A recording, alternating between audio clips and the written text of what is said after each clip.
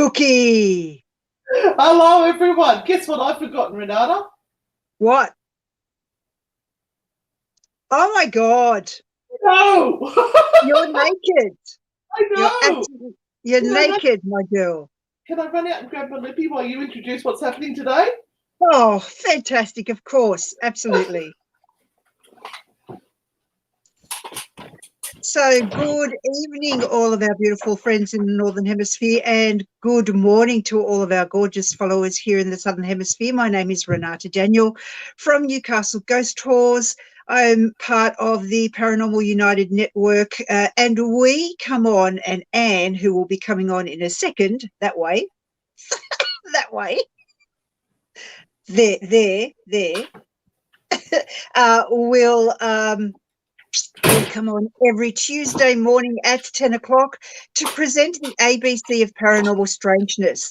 And this morning we are talking about a very strange subject, and a subject that got a couple of very well-known paranormal investigators into deep trouble back in the 1930s. And that's the story of Gef the Mongoose. So, Anne, would you like to introduce yourself? Hi, I'm Anne Rekovich. I am owner-operator of Oz Paratech, Australia's largest online paranormal equipment store. I've been a paranormal investigator for around about 10 years and a nutter all my life. Yeah, and anyone that spends about 10 minutes or so with us will understand that that is the absolute truth. Hello, Liz. Hello, everyone. Hi. Hi, Portable Tree. So I'm trying to get everybody's mornings up so that Renata can see them, because I don't think she can see them all from where she is. So no, I can't. No. Have you explained why we're in separate locations? No, I haven't yet. No.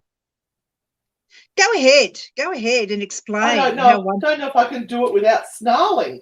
All right, so as you know, Renata and I took a little holiday last week. This time last week, we actually did a show from the wonderful Lura House up in the Blue Mountains.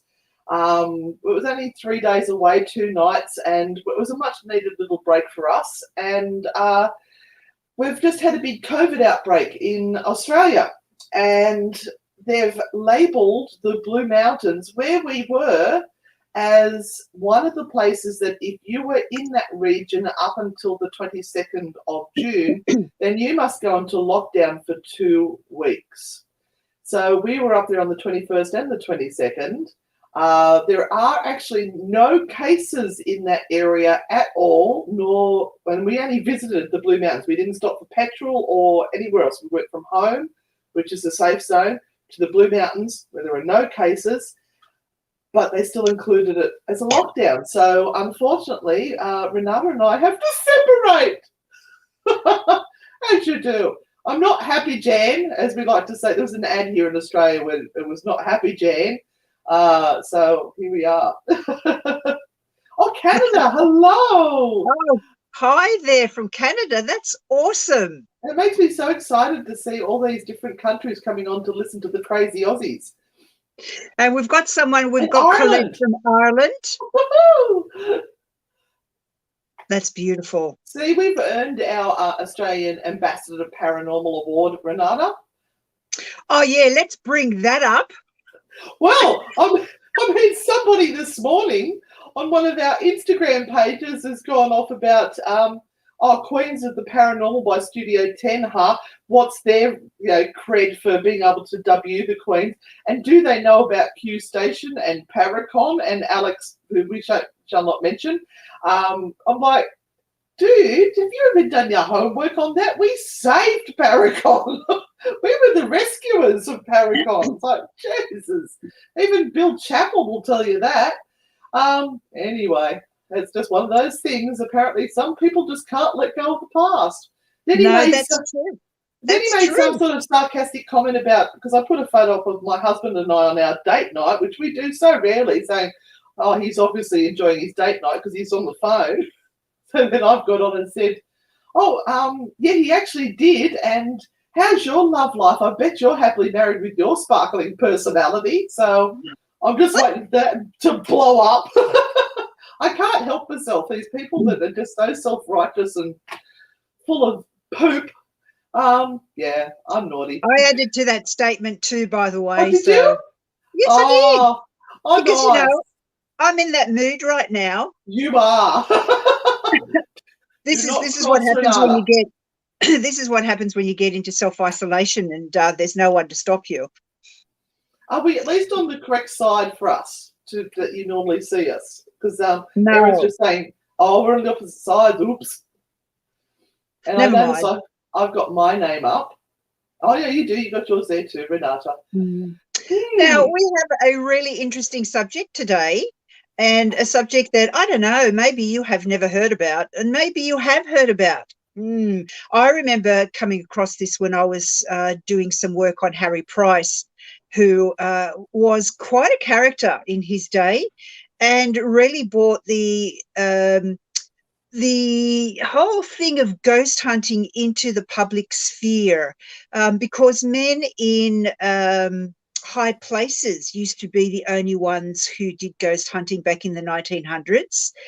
You had to have some sort of a university degree and sort of be in the upper echelons of society to do anything like this. Now, all of a sudden, here comes Harry Price, who is a self-made man and a great marketer, and starts to market himself, write books, put out information on how to do it yourself, and makes a whole lot of gadgets that he can use on his investigations. And boom, everyone kind of gets on the bandwagon after that and goes, oh, I can do this too. So thank you, Harry Price, for standing up and going, no, this is every man's thing, not just those that, have a large bank account. Yeah, and I mean, there is actually still a certain amount of snobbery in the paranormal field today as well. Oh, With you think? What a surprise. I know, right? With those people who have done training in various areas and then deem themselves experts when it's not really, it's not accredited, but it's still learning. I always applaud anyone who goes and learns anything, but Absolutely. just be careful what hat you wear after doing a course. Like the gorgeous Centre of Excellence courses, which I do love. Doing the parapsychology course does not make you a parapsychologist. And then I love watching people then who try to use the words that they've read in those courses without fully understanding what they're talking about. And it's like, oh, yeah. See, that's a bit of snobbery on my behalf, isn't it? We all have biases, and that's the thing. No matter how far we think we are away from our biases, they creep very closely and whisper in our ears and kind of go, this is the way you think. So we all kind of have to be careful to bear in mind how we think about things. And this was the case also with Harry Price and the people that he was associating with back in the time when this particular incident occurred, because many people would have thought, a talking mongoose, this is one step too far. Now, he's gone off the rails. He's now Yeah. very, very loopy. And yet he kind of went, you know what, I've been sent out there to investigate this, so I'm going to put my biases away and I'm going to see what I can find here. So he wasn't the only one to go out and investigate this case. But yeah, whenever you're ready, you can pop the slideshow up, hopefully, and we can start. Just before we go on, Three Beards apparently interviewing Tim Schwartz Wednesday on the same subject. How weird is that? Oh, and we've awesome, just got a quick question before we go on. How can you take extra precautions when using spirit boxes or ghost tube? Set your intentions before you start of what you're using it for. You don't really need to worry too much. I think that's just a bit of fear that's creeping in there. Yeah, so set your intentions, who you want to talk to, why you want to talk to them, and don't be led astray by rubbish or junk noise that's coming through on the spirit boxes or the ghost tube. Yeah, Bree, try not to make it fit. Try not to make every noise or every sound that comes out of those things fit. If there is some form of communication coming through, you will hear the words clearly. There'll be little mistaking what is coming through. So try not to make it fit, and try not to run the conversation via the noises that you are hearing. So, you might hear what you believe is cat, and then you'll go, well, what's cat got to do with it? So don't ask questions from what you hear. Ask questions and then wait for a intelligent response, and then go with that. If you're not getting anything, turn it off. Or if you're getting something you don't like hearing, turn it off. You're in charge, no one else. Okay, so let me get this up onto the screen.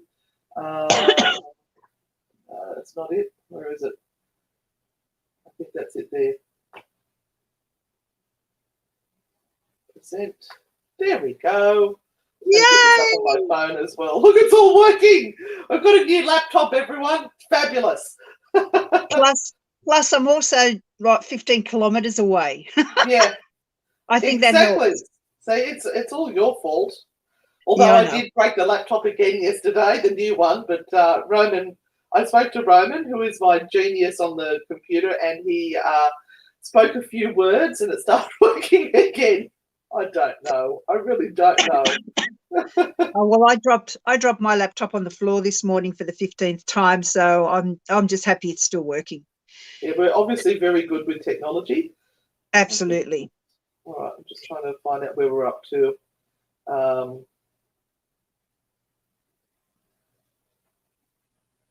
Sorry. So I'll just start off here while you're doing that, Anne, if that's okay. Yep, go for it. So this strange saga of Gef the Talking Mongoose began in the autumn of 1931, and it all happened in a place called Cashin's Gap, which is on the Isle of Man. So the furthest, most blistery point on the globe that you can find, and there was a little farmhouse with a family, a mother, father, daughter, and apparently a talking animal. So even today, and we'll go into how this is still quite relevant today towards the end of this slideshow, this tale still fascinates and frustrates researchers because they kind of really don't know what they were dealing with. Was he a poltergeist? Was he a cryptid? Was he just a weird, fascinating thing that came from the imaginations of the family and the people that were there to try and break with the monotony of living in such an isolated spot? But the farmhouse itself was the home for 60-year-old Jim Irving and his wife Margaret and their 12-year-old daughter Voirey.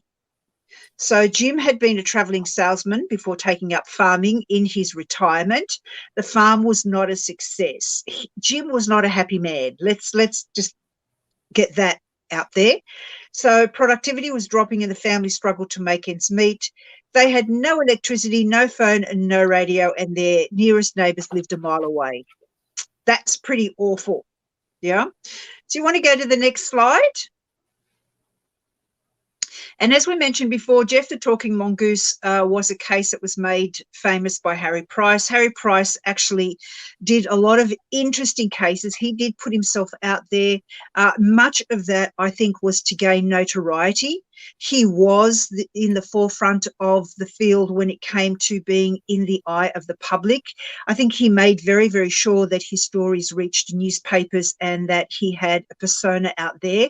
And look, he was a businessman. That's right. And this is what you have to do. It's like we are business women as well, and we make make most of opportunities that come our way with the media as well. But does that make us less of investigators? That's true. Well, there's no point in knowing all of this amazing stuff and sitting on it and going, this is all mine, I'm not saying anything. Who's that going to impress and what's that going to change? Absolutely nothing and no one. So the more that we can and get out there, just like Harry Price did, because of Harry Price, everything changed in the paranormal world and people hated him for it, absolutely despised him, especially the old guard.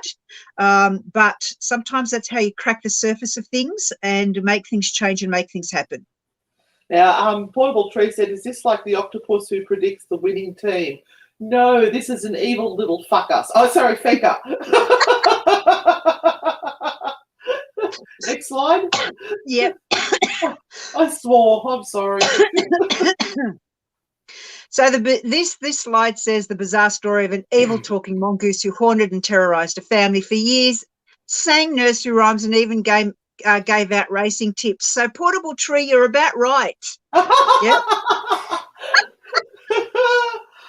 So whether Gef was a figment of the Irving family's imagination, a poltergeist that had possessed a mongoose, or a real talking animal, the scary mystery captured the nation. And it did. This thing went on for a very long time in newspapers and around the world. And you've got to remember the time we are in here. The 1930s, it's between the wars, and something like this was absolutely an outstanding thing. So let's see how it all started. Can we just get the next slide? Oh, I'm reading your mind. Look at that. So on a dull September evening, the family heard inexplicable blowing, spitting and growling sounds coming from behind the wooden panelling lining the farmhouse walls. Geez, what does this kind that sounds like you when we go away on holidays together. But it sounds a bit like the Fox sisters, doesn't it? It does, yes. Yes. Yeah, so Jim thought it was a rat that might be doing it, and he tried to drive this animal out of its lair, but the strange noises persisted over a few days. So Jim went about setting traps and laying down poison, but that didn't seem to happen or have any effect either. The growling just got worse, and so Jim decided to growl back, or decided to bark back. And so this animal, whatever it was, they didn't know at that point in time what it was, started to imitate Jim. And they started to kind of have maybe a little bit of banter or fun when it came to the interactions, because whatever this animal was seemed to have some sort of intelligence, because it knew exactly what to do. And it could imitate different animals and different birds. And the family would sit in their isolated home of an evening and spit and growl and bark at each other. You mentioned that as dinner conversation.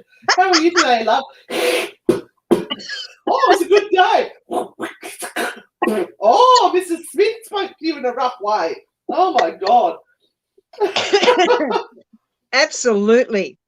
So then Voiré, the young girl, the daughter, got into the act and decided that she would ask the creature, whatever it was, to repeat nursery rhymes. And it did. It was a very squeaky voice that it produced, but it started to speak freely, and it introduced itself as Gef, which is spelt Gef, and it claimed to be an extra clever mongoose born in Delhi, India, in 1852. Yeah, and so 1852, that makes him 80. Yeah. That's an old mongoose. It's an old mongoose, absolutely. Now, how did mongoose get to the Isle of Man? That's a good question. Now, apparently a farmer had actually imported mongoose to the island 20 years earlier, hoping to curb the local rabbit population. Mm-hmm. So what do they do? Do they get down into the burrows and eat the babies or something? I don't know. It sounds awful, but, you know, it is what it is. It's better than pesticides. That's right. So Except ask us about rabbits in Australia. The rabbits in Australia have been a disaster. Anyway, sorry, go on. Yeah, absolutely. So Gef was soon holding regular conversations with both Voiré and her father, though he seemed less friendly towards Voiré's mother, Margaret. Oh. He began nesting in a box partition in Voiré's room, which the family dubbed Gef's sanctum. And although Jim and Mary both caught brief glimpses of Gef, only Voiré was allowed to look at him directly. She described him as the size of a small rat with yellowish fur, a flat snout like a hedgehog, and a long bushy tail. And there was something about his fingers as well, wasn't there? Yeah, weird fingers. Weird long fingers. a bit, yeah. And there's a photo of that. Have you got that photo? It's in one of the further slides. Oh, good. That's just freaking weird. Yeah. You want to push the next slide over? Oh, I can. So this is the place where they lived. Looks delightful, doesn't it? Portable So Tree was asking, was there any mental health illnesses recorded? And no, there wasn't. No, that's true.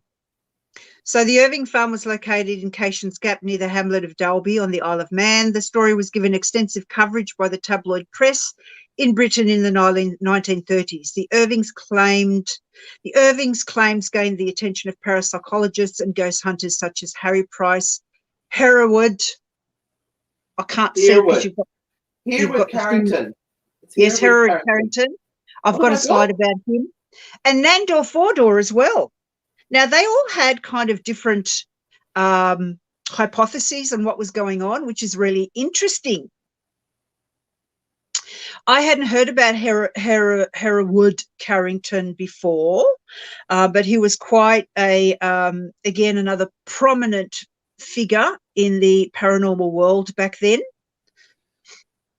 So what language did the family speak? I think it's probably hissing and spitting.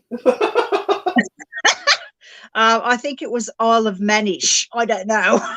It would be English. That was England. Yeah. Yeah.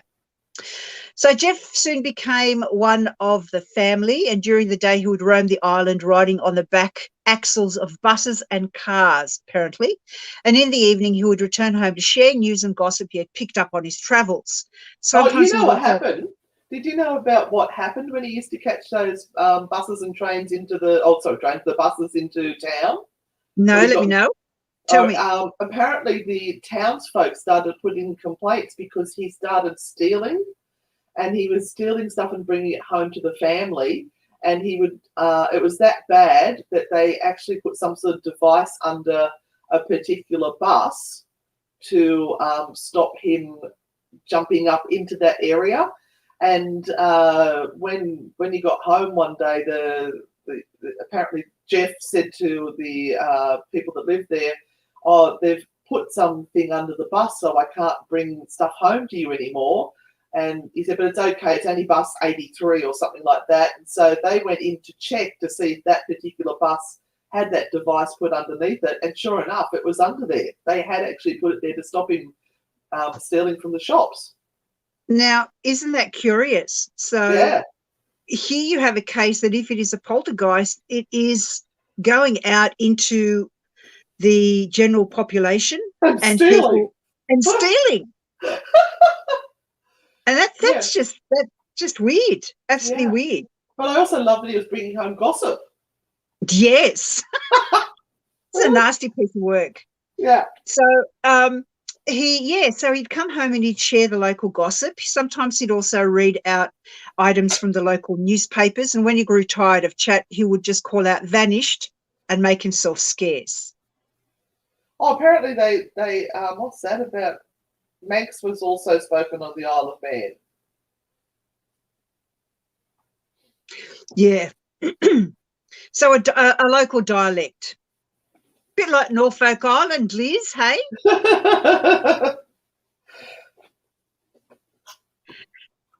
So it would announce its presence by calling either the husband or the wife by their Christian name, and its hearing powers were phenomenal. So you could not whisper anything without Gef knowing about it. He would bring home rabbits for Margaret to cook, and apparently he would strangle them with his forepaws. And this is where you sort of get more information about those long fingers or long or hands that he had. And he would be given biscuits, sweets, and chocolate in return. He was apparently very fond of bacon and sausages. And another thing that I read, they said they used to feed him chocolates and things like that. And I'm thinking, that doesn't make sense because I think chocolate and sweets were a rare commodity during that period between the wars, wasn't it? It would be, yeah. So, yeah, So I'm a bit sus about that bit of information that I saw. Apart from that, it's not a good diet for a mongoose. no, no. I'm not sure whether bacon and sausages is either. What is if you're doing keto? Yeah, you can throw the next slide on. It's just got a little bit of information there that we've sort of talked about. Oh, next slide. Sorry, I'm just reading the comments. Do we believe this is just folklore? Well, listen to all of the information and see what you think, Joshua. So, like many poltergeist activity that we have read about, Gef had a short fuse.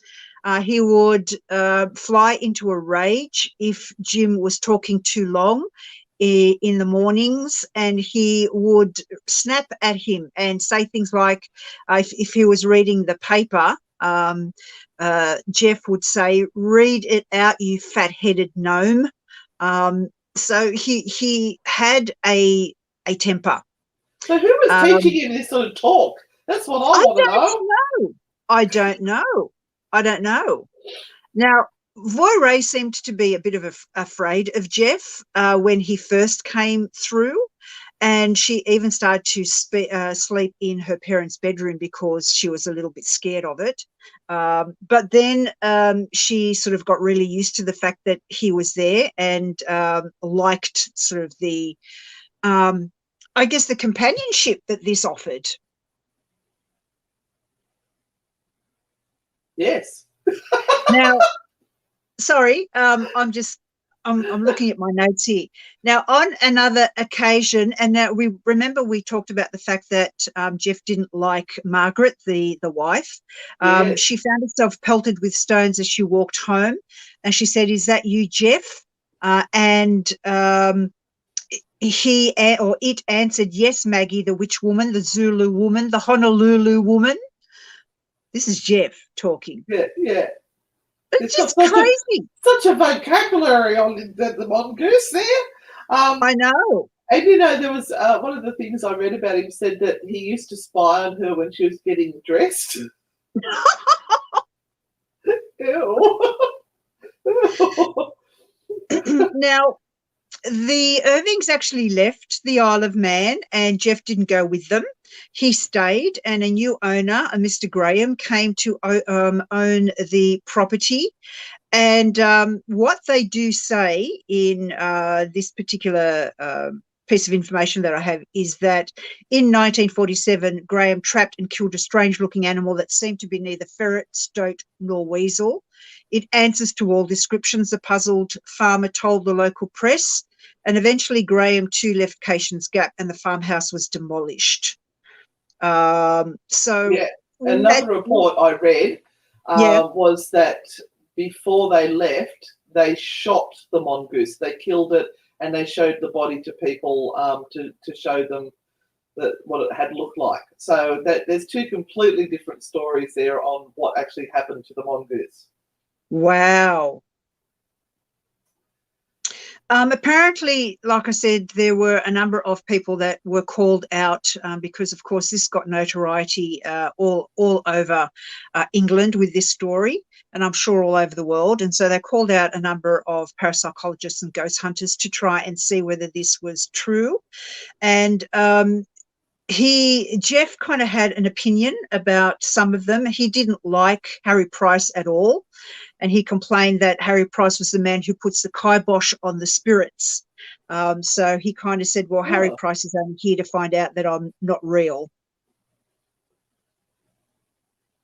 I think once Harry Price had gone out and did his investigations, sort of Gef got the poops with it all and started to disappear for long periods of time. And Voiré would actually be very sad that he had gone. And maybe that was kind of one of the reasons, and the whole attention that had come onto the family, one of the reasons that they decided to leave. This was no longer fun. It was no longer something that, and we find this in other stories, that the families that are involved just eventually just get so tired of people poking into their life and into their business that they just want all of this to stop. It's no longer anything that, is entertaining or that they feel that they can get anything out of. It's just all too much. Well, the family didn't make any money on this. They actually didn't like the attention they were getting, and the only time they did make money was when what's the last person to investigate? Nandor Fodor? Nandor Fodor, he paid them some rent to stay there. That was it. Yeah. And Fodor had some really interesting ideas about this. Do you want to go to the next slide? Fine. There's Hello, Nandor. Nandor. Hello, handsome man. And he said a few things about the whole thing. He dismissed the whole poltergeist theory, and he said that none of the family members were psychic. Gef exhibited no truly super paranormal powers of knowledge, despite occasionally giving the impression that he did. Gef had been seen, photographed and touched, and he consistently appeared in the guise of a small furry animal. And Jim Irving, who was another ghost hunter parapsychologist who came out, thought that Gef might actually be a spirit in an animal form.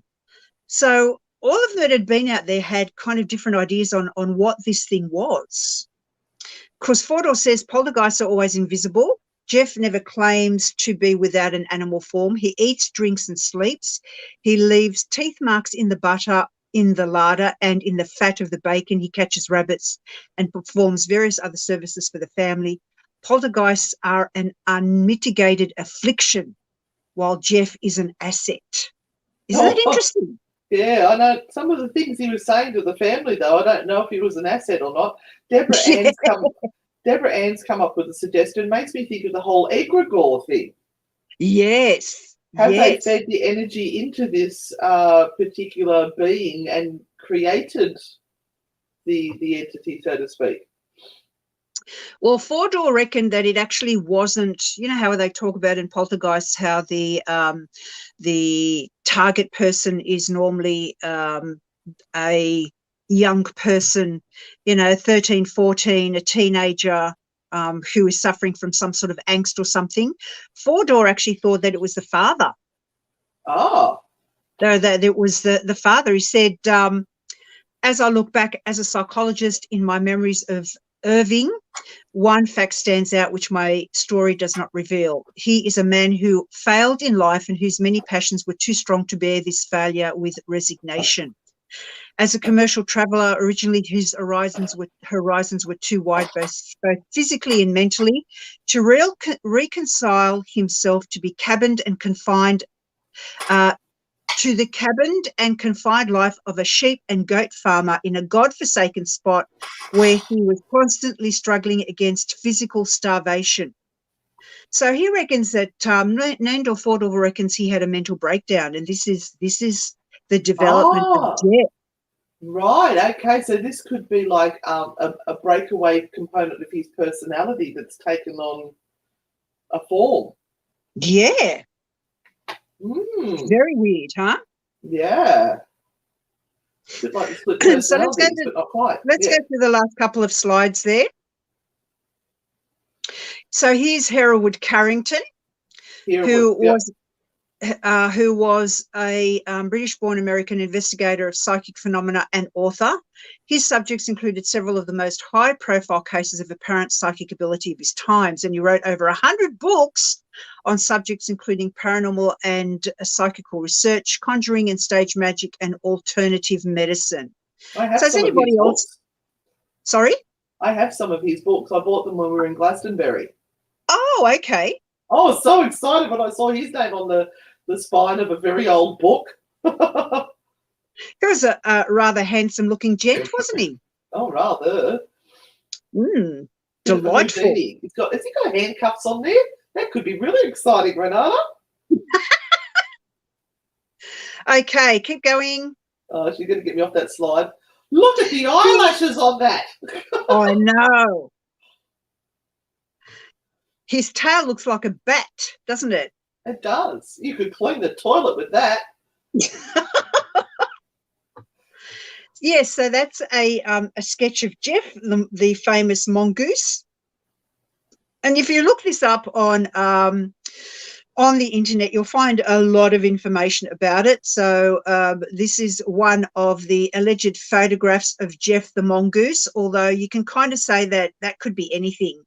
It could be a stuffed dead animal for all you know that's been placed there, and a photograph has been taken. Furry hat. Yeah, absolutely. There. So it kind of really doesn't show anything, but there are some really good books. Here are two that you can find still copies of, and I'm sure that they're also available as ebooks. You can sort of track them down if you want to have a look at this story in more detail. And there are certainly photographs and things that are available online that are associated with this story. And there's Tim R. Schwartz, who they're interviewing on the Three Beards podcast. Oh, there you go. There you go. We'll have to listen to that interview, see what more information he tells us about this. So the Irvings say that Gef communicated to them that he was an extra clever mongoose, an earthbound spirit, and a ghost in the form of a mongoose, and once said, I am a freak. I have hands and I have feet, and if you saw me, you'd faint, you'd be petrified, mummified, turned into stone or a pillar of salt. See, that's a Bible reference there. That's the Sodom and Gomorrah reference. Yeah. Turned into a pillar of salt. So he's a Bible-reading mongoose as well. Now, this is what I found extremely interesting. Gef the mongoose has a Facebook page with almost 1,000 followers, and he also has a podcast. So there you go, guys. If you type in Gef the mongoose, you will find his Facebook page. And yes, he does have a podcast with quite a few episodes out. So that I haven't listened to any of it, so I don't know. I just had a quick look through his Facebook page. I found that very, very interesting. So, yeah, I invite you to go and have a look for yourself. Nice, special nice. Oh, that's a good one. I like that post. Is that the last one we've got? That must be the last one. Oh, you didn't have a picture of his hands. The hands were bizarre. There's a picture of, I'm not sure if it was Nandor or Harry, where he's pointing, the investigator's pointing, and you see the sides of the roof and the beam, and there's like this little tiny gap. I'm just going to jump out of this. I'll stop sharing. I'll just remove that one. And I'm going to sneeze. Bless you. So, yeah, there's this like a little tiny gap, and there are these human hands which are coming around the side of the beam. And they said that was the mongoose. And I don't see how a human could have got in there to have done that unless they were on the outside somehow rather than, you can't see what's behind, but it looks very bizarre. The other thing that Gef the mongoose used to love doing was getting between the rafters and peeing on things. And he used to say really creepy stuff to the mother. Like, I can't remember what they all were, but it was really inappropriate. Yeah, he didn't like Margaret at all. I think she seemed to be a threat to him, which is very interesting if you think of Jim's position in the household and whether she was someone who had issues with her husband not working anymore or not being the provider. So we don't hear a lot about Margaret. It would be interesting to know the dynamics between the husband and the wife. So then look, there is always more to these stories. What we're trying to do is just give you a bit of information to tease. Yeah, to tease you. I still think this will make a really good True Hauntings podcast. I think we should do it. Yeah, Absolutely. I've got more information there that we can go into, because we only like to do about half an hour on our topic, and it's already 40 minutes in. So you know what that means.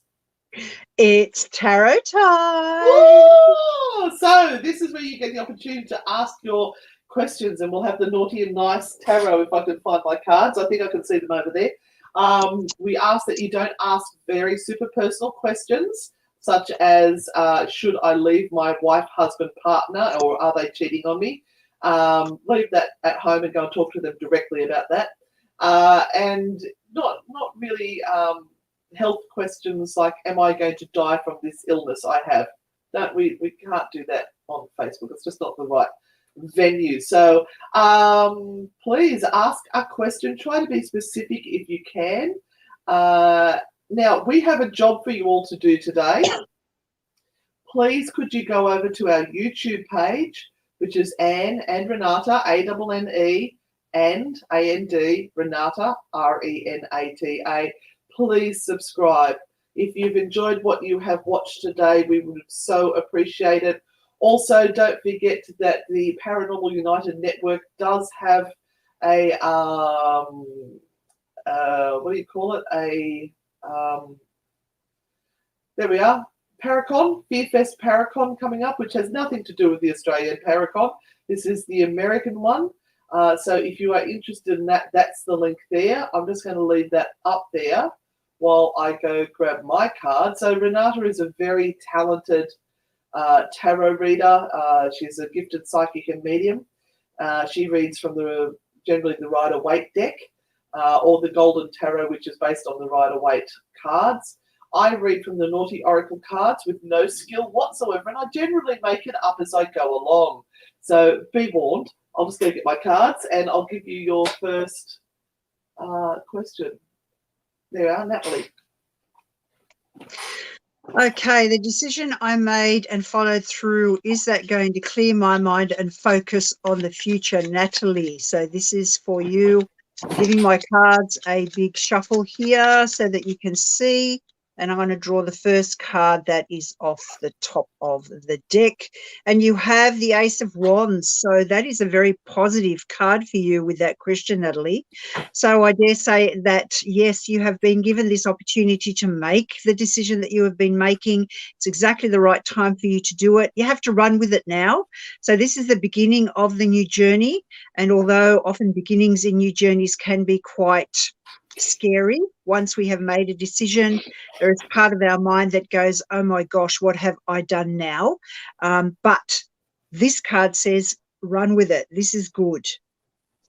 Okay, and Natalie, my naughty cards for you. Now they do swear, so please don't blame me. It's saying, please be your own fecking hero. In other words, whatever you've just made that decision to do, you have to lead. Don't sit around waiting for other people to do it for you. You are your own hero, and you can make this happen. Love, naughty spirit. Okay, I'm just going to scroll randomly.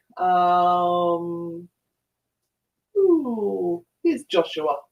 Why am I having such a terrible time with sleeping? It's been so erratic and horrible not being able to sleep. Okay, Joshua, there are a number of things going on. Number one, we've had Mercury in retrograde that has stuffed everyone up, and you might go, oh, yeah, that's all weird, new agey shit that they talk about. But in actual fact, it does have an application in our real world. The aligning of the planets does have an effect on the world we live in, because we are a planet ourselves. The perfect one, may I say, that we're having a really awesome time stuffing up. Anyway, and also we've had a full moon come through. So again, all of those things have an effect on our body. But let's just have a look, Joshua, whether the cards are giving any further information for you. And you have the Empress card here. So this is about a significant female that might be in your life, or has been in your life, that may be coming through on a subconscious level when it comes to some of the issues, problems, or things that are triggering you. And sort of making you worry. So excessive worry or excessive thoughts that are destabilizing how you feel within the world at the moment, but they're all attached to a significant female that is either in your life now or has been. And my suggestion is try and do some cleansing and clearing and meditation work, and just bring yourself into the now, and bring your mind out of that worry stage. Or I've done something I shouldn't have. I've opened up all this stuff that looks like computer code, and it's upsetting the computer, something dreadful.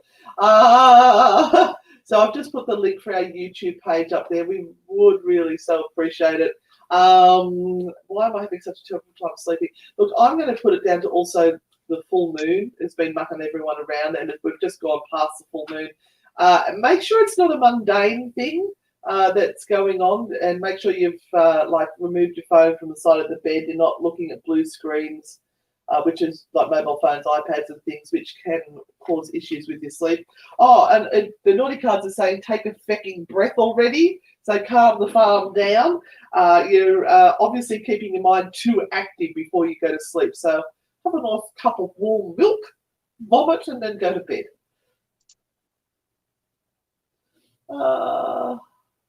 Liz. Hey Liz, naughty card if you have time. What do the guides want to tell me? Oh, you really want guidance from the naughty cards? Or not that one? All right.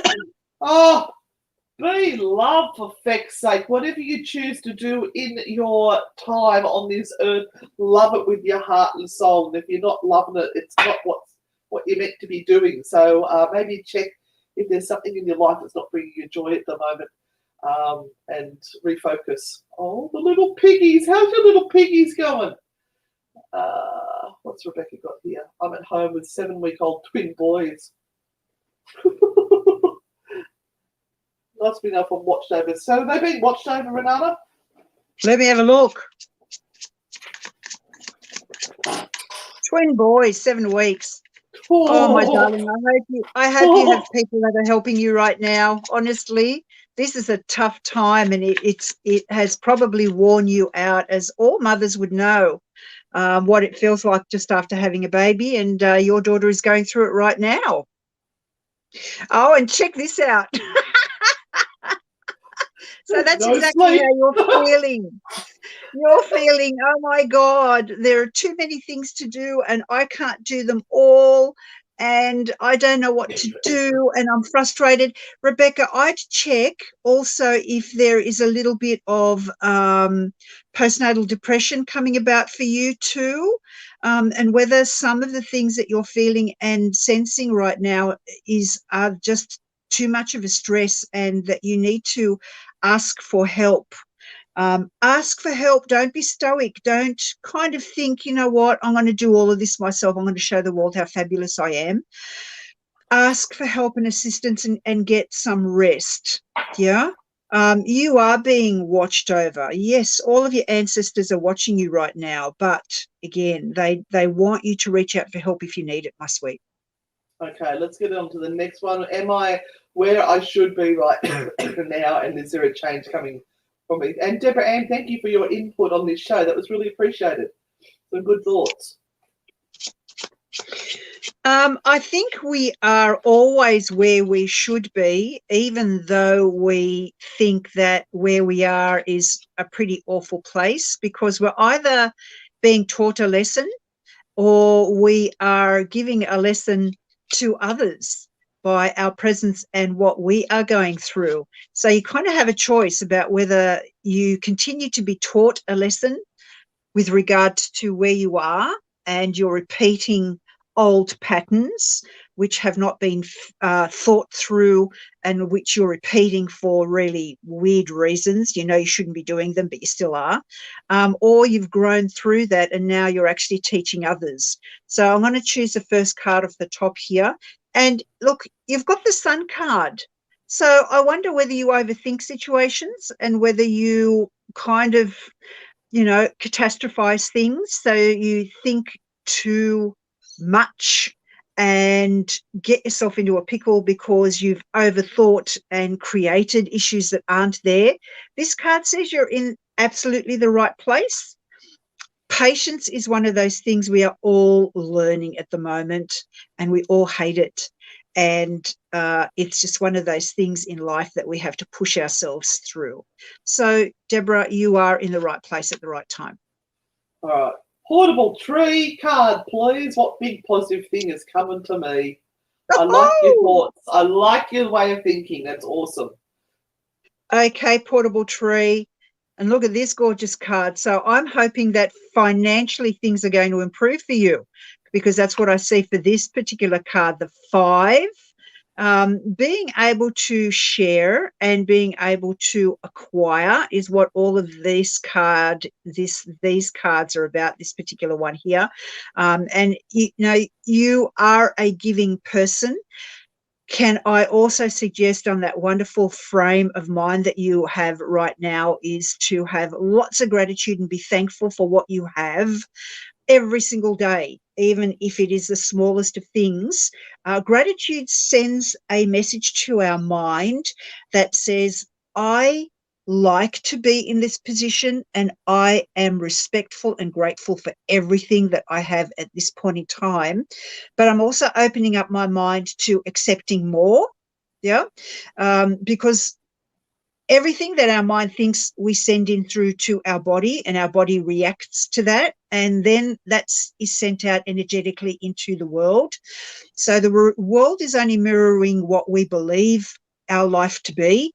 So if we are in gratitude for even the little things that we have, then the world sees that, the mind reads that, the universe sees that and brings us more.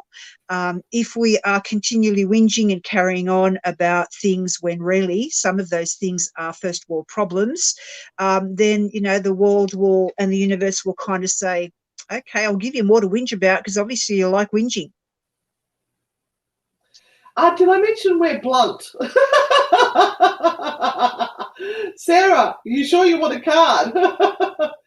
So she also put a second comment down here that she's been sick of late and would really love some advice from her guides. Sarah, yeah, you've been very, very ill. You've been very, very ill, very, very ill. And this is the Chariot card, and the Chariot card is the card of movement forward. So I'm hoping that from this point on, you're going to actually find that your health improves and gets better. I would like to see you, if it is all possible, and if there is sunshine around where you are, to take in at least 10 minutes of sunshine every day. If you possibly can, sit somewhere, even if you have to put a blanket around you to keep you warm. It's the vitamin D from sunshine that is important for you right now. And the naughty cards, now remember, sometimes they're blunt with Sarah. I can't do much about that. Stop being so fecking stubborn. So I think that maybe you are getting some good advice from people around you, but you're digging your heels in a bit and it's hard to let go of the old ways. So try not to be stubborn. Try to be a little bit flexible. You've got to change what you're doing to be able to change the outcome. Love, Naughty Spirit. And Deborah Ann said, I knew you were going to say that. What is this? Desley, but this is for our American audience. This is our American show that we do. So it's like almost 8 o'clock at night over there for them on the East Coast. So we do a show for our USA friends on the Paranormal United Network where they asked us to come do a show. So we're like, hell yeah. But that doesn't mean we don't want our Aussie friends or our friends from this side of the world to be watching. Yep. Everyone. Absolutely. We're trying to do a different show than what we normally do on our Monday or Thursday night, but with a little bit of the cards as well, because they loved what we did with the cards so much. So we do an ABC of Paranormal Strangeness and a bit of card reading as well. So Maxine would like a card, please. Hello, Maxine. You're one of our regulars. And Maxine, I hope you were listening earlier for the other gentleman who was having trouble sleeping and that you heard some of the things that we were saying. So the whole thing about Mercury retrograde, which can destabilize a lot of people, especially if they're environmental empaths and they are triggered by changes in the environmental conditions around them. Also, we have just been in a full moon, and the full moon and the light it sheds outside can sometimes disrupt sleep patterns, because our mind is looking and our brain is looking for that darkness that's required for us to go to sleep. So you have to be very, very careful, Maxine, that you don't sit on your laptop or computer just before you go to sleep. You're not watching TV. You're not overstimulating your mind. And who are you pointing to? Who are you pointing to, Anne? Hang on, that way. You. What time did you go to bed? 2:00 seems to be my time now. 2:00 in the morning. That you're not overstimulating your mind prior to bed, or you're doing something that sort of gets you into that sort of nice sleepy zone. So a nice hot cup of tea with maybe some sugar and milk, just to sort of warm your stomach and settle you down, or listening to a meditation, or just a gentle repetitive music to get you to sleep. All of those things. Look, I've had trouble sleeping as well over the last few days, but I know that's going to pass.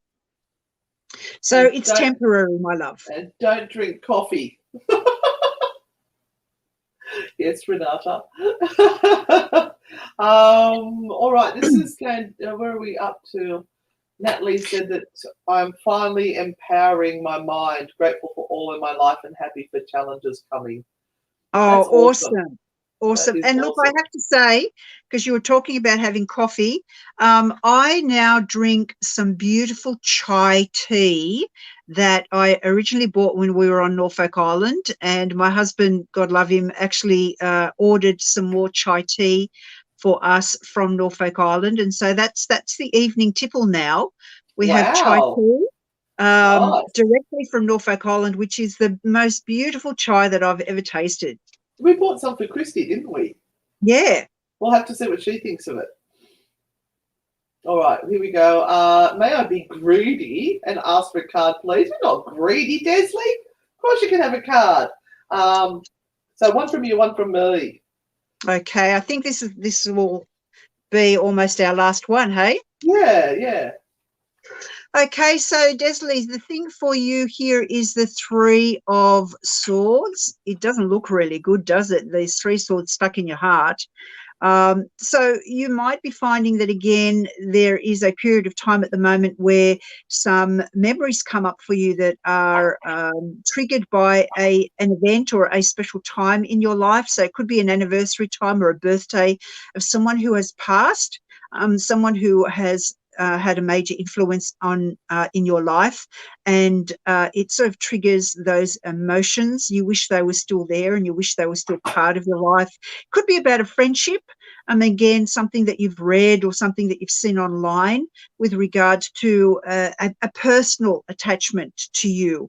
So just treat yourself with gentleness over the next few days. See where that emotion is coming from and why it's coming up, what those needs still might be for you, and those unresolved needs that need to be looked at. Sorry, I meant to do my naughty card as well. So naughty card is saying stand up and speak your damn truth. So if you are holding back on speaking your truth with someone, now is the time to go and tell them exactly how you feel, and you have my permission to use an F-bomb. Enough naughty spirit. Just hope they don't punch you. I love how all our people on here support each other and look after each other. It makes my heart warm. Warms the cockles of my heart. Tapping the crown of your head calms down. And if you tap hard enough, you pass out. All right. Thank you, guys. That brings us to the end of our show. We have got another show on the Paranormal United Network coming up right now. So make sure you jump over onto their Facebook page and see who it is that's coming up next. They've got lots of wonderful paranormal content over there streaming to you. Well, not streaming, but live to you. But they're also working on a few other things as well, which is fantastic. I'm not sure whether that's announceable yet, but yeah, we'll be there cheering everyone on. So let's head off, Renata. We'll be back together this time next week because our quarantine will be over. Hope you all have a fabulous day, and we'll see you on the dark side. Bye.